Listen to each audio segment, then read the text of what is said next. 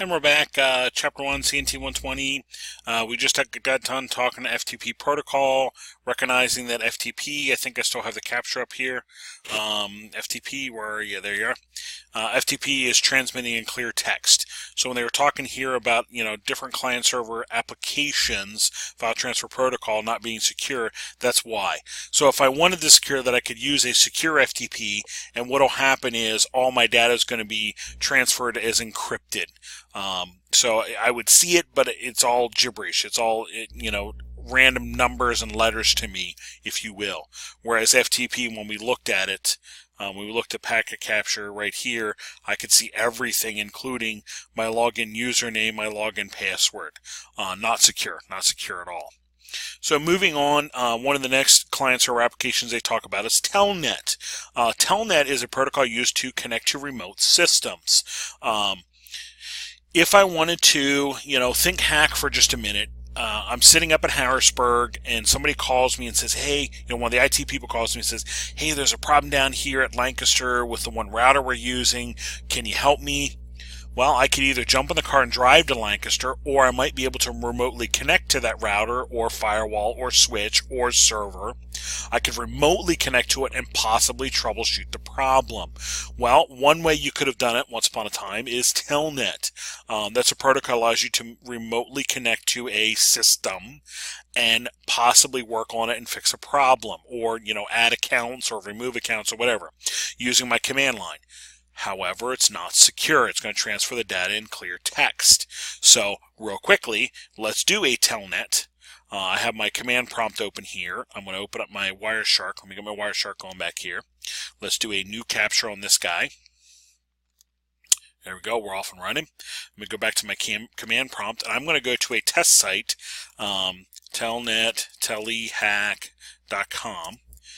I'm connecting to the telehack.com web server, remote server. This is out in California. This is just for test uses. And I'm going to launch their program called, this should be in here somewhere, should be Star Wars. There it is. I'm going to launch their program called Star Wars. Okay. Yes, I'm a nerd. I'm going to run this program. We'll let this run for a couple seconds. This is actually going to play the vast majority of the original Star Wars movie, but I'm capturing this in the background in the meantime. So we'll let it run for a couple seconds, and we'll go look at our packet capture and see, is it actually transferring my data in clear text? Again, what I'd really use this for is connect to a remote server, remote router, remote switch, and make configuration changes, add users, remove users, something of that nature, or troubleshoot a problem.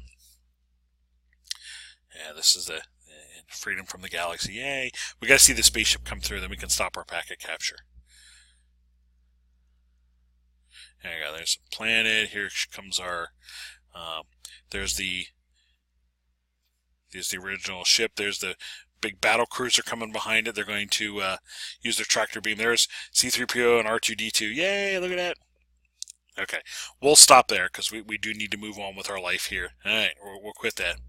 I'm going to stop my packet capture, and I'm going to look for the telnet packets. And here's my telnet packets. There's a whole slew of them because we transferred lots of data back and forth. What I'm going to do is I'm going to highlight that packet. Down here I'm going to open up the telnet data field. Here's the telnet packet data field, and as I start scrolling down through these packets, I'm going to start seeing the data that was transferred. Okay, if I look here, I see STARWARS.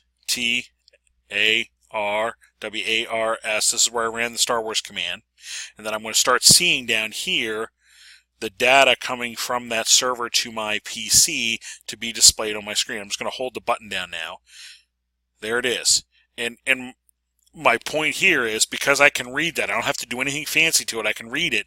There is my data exchange in clear text. There's the little ambassador ship. There's the ship Princess Leia was on. This is not secure. Telnet is not secure. Well, if I wanted to remotely connect to something and do, fix a router, fix a switch, fix a firewall, and do it securely, I need to use its counter component or updated or modern component called Secure Shell, SSH. I can do the exact same thing, but it's going to be a secure connection. Well, let's try that now. Let me do a Wireshark again. Let me do a new session back here. And I'm going to clear my expression here. I will do capture. I will do start. And I'm now going to open, instead of my command prompt, let me close my command prompt back here.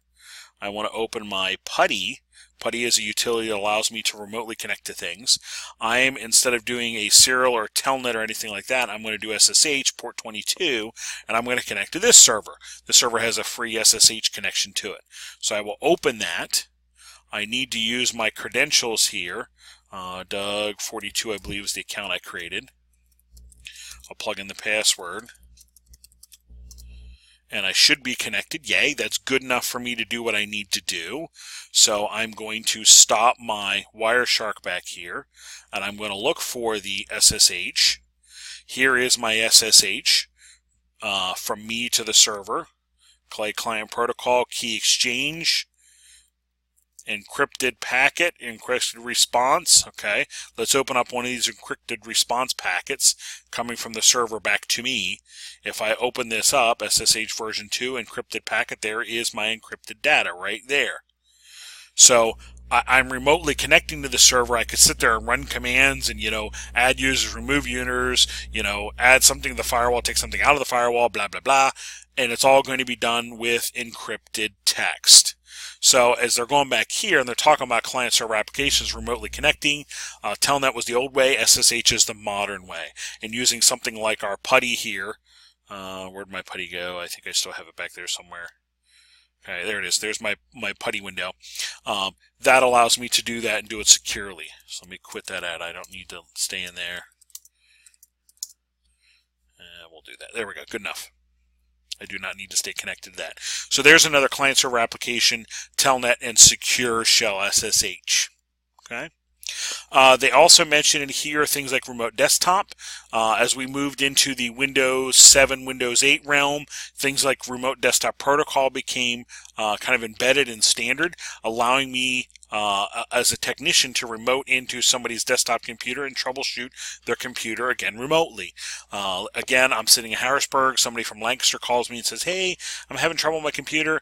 I might be able to remote into their host computer, take control of their mouse, if you will, fix their problem, then release it and allow them to go about their business. Or I could remote desktop into a server. Again, I'm an IT person. I remote into a server, add a user to the user account list, or pull a user out because they got transferred or left the company or whatever.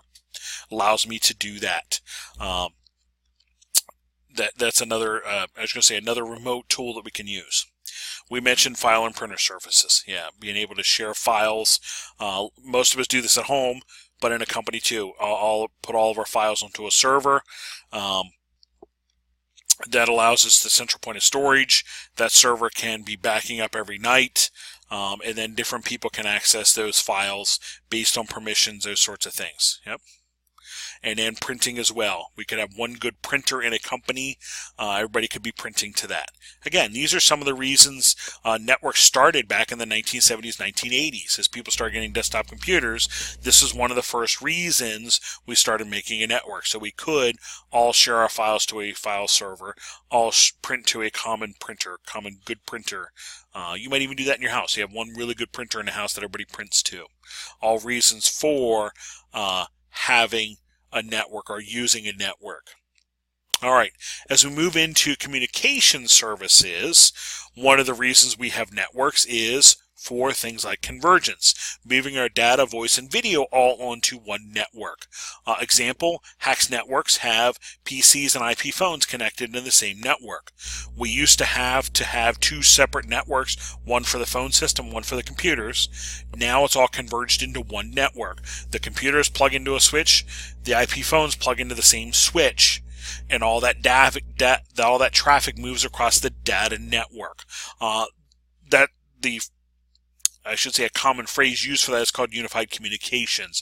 There might actually be a unified communications server to handle all that. And we might have different types of traffic on our network now. Conversational voice over IP, just like the IP phones on on Hacks Network. If you look around at some stores, I'll pick on Bass Pro Shop because it's in our area. Bass Pro, if you look at the checkout, they have IP phones at their checkout. I think Best Buy's, the last time I was in there, have IP phones at their checkout. So a lot of people are doing this where they're moving voice and data onto the same network. So having conversational voice move across your network, of course, including even doing Skype or Google Talk calls, voice calls across our network. Streaming live audio and video, yes. Some of us listen to music across our internet connection, your Pandoras and those kinds of things, and even video across there too, streaming video. And these would be live. You don't really have much control. It's just you get what you get. I might actually watch a webcast of something that's occurring live, maybe a release of a product or an interview at a convention or something that's happening live. That would be streaming live audio and video. Meanwhile, I could have storing streamed audio or video, and that would be something from like a YouTube. I'm watching a YouTube video or listening to a podcast that was previously recorded, like this thing right here. This podcast right here, posted out on YouTube that you're listening to. That would be another type of streaming audio or video come across our network. And in here, they mentioned that stuff like this is delay sensitive. I do not want to have delays in my voice or video because very, very tiny delays, not a big deal. But I start having large delays, my video or audio starts sounding choppy. That's no good. I cannot have that. So voice and video transmissions are considered loss tolerant. I can lose a few packets, skip a few frames, but not a lot. So our network administrators need to pay attention to something called quality of service, making sure there's adequate bandwidth on the network for voice and video, and also making sure that the other data traffic does not impede on the voice and video traffic that's on the network. So some of our devices, our switches and so forth now can be very intelligent, where the voice and video frames take priority over data frames moving through. So somebody downloading a new web page, going to a website and downloading a web page, that might get delayed a fraction of a second to let the voice and video packets through. That's something that our network administrators would be paying attention to. Alrighty, then we're moving into controlling network access, and they're going to start bringing up the idea of topologies, which we're going to get to in a few minutes, and also different operating systems. So I'm going to pause there, and when I come back in the next one, we'll pick up at this point.